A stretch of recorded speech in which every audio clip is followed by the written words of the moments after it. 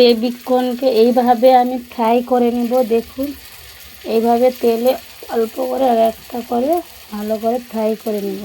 আরও কিছু পরিমাণে আছে ফ্রাই করব। দেখুন এবার কালারটা কত সুন্দর এসছে। আরও ভালো করে ব্রাউন কালার করব, পুরো লাল হয়ে যাবে। এবার খুবই সুন্দর লাগবে দেখতে। দেখুন কত সুন্দর কালারটা এসছে। আপনারা এই করলে বাড়িতে আস্তে আঁচ দিয়ে করবে, কিন্তু আমি তাড়াতাড়ি করছি কেন, এটা বৃষ্টি উঠেছে, বাতাস হচ্ছে বাইরে, উনুন তো দেখুন উনুনটা এইভাবে ঘেরানো আছে, ওই জন্য আমি তাড়াতাড়ি জ্বালনটা দিয়ে তাড়াতাড়ি করে নিচ্ছি। দেখুন আমার কত সুন্দর লাগছে, সব পুরোটা ফ্রাই করা হয়ে গেছে। দেখুন কত সুন্দর হয়েছে। এগুলো আপনারা এইভাবে বাড়িতেও এমনি চিলি না করে এমনি টমেটো সস দিয়েও খেতে পারে, খুবই সুন্দর লাগছে দেখুন। তো এবার আমি ক্যাপসিকাম পেঁয়াজ এগুলো ভেজে নিব। এই যে ক্যাপসিকাম পেঁয়াজ এগুলো ভেজে নিচ্ছি।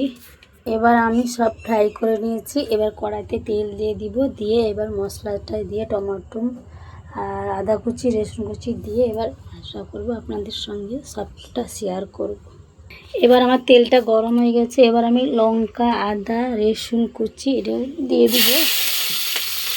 কড়াটা অনেকটা গরম হয়ে গেছে, এটা দিয়ে দিব, দিয়ে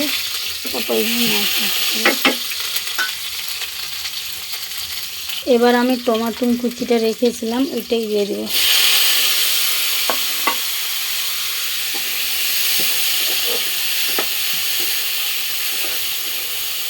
এই টমেটোগুলো ভালো করে গলিয়ে তারপরে আমি এগুলো যে ফ্রাই করে রেখেছি ওটাই দিয়ে দিব।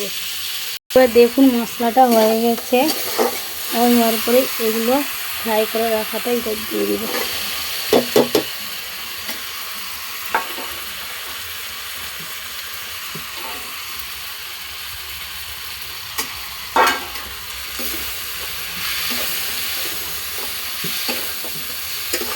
তো আমি এইভাবে রান্নাটা করলাম, আপনারা ওইভাবে বানাবে, খুবই খেতে খুবই টেস্ট, খুবই সুন্দর লাগে খেতে।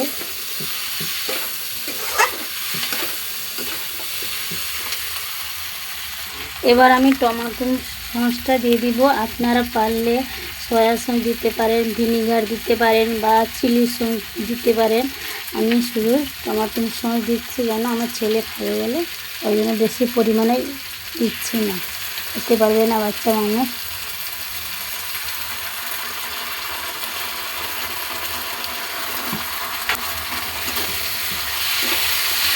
দেখুন সামান্য নাড়াচাড়া করে সামান্য পরিমাণে জল দিয়ে দিব।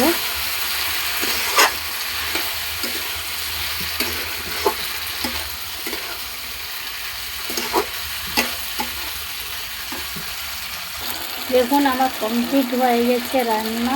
এবার সবাই কেমন হয়েছে রান্নাটা অবশ্যই আমাকে কমেন্টে জানাবেন বা আমার চ্যানেলটাকে সাবস্ক্রাইব করে দেবেন। Thank you, bye. সবাই টাটা, ভালো থাকো, সুস্থ থাকো।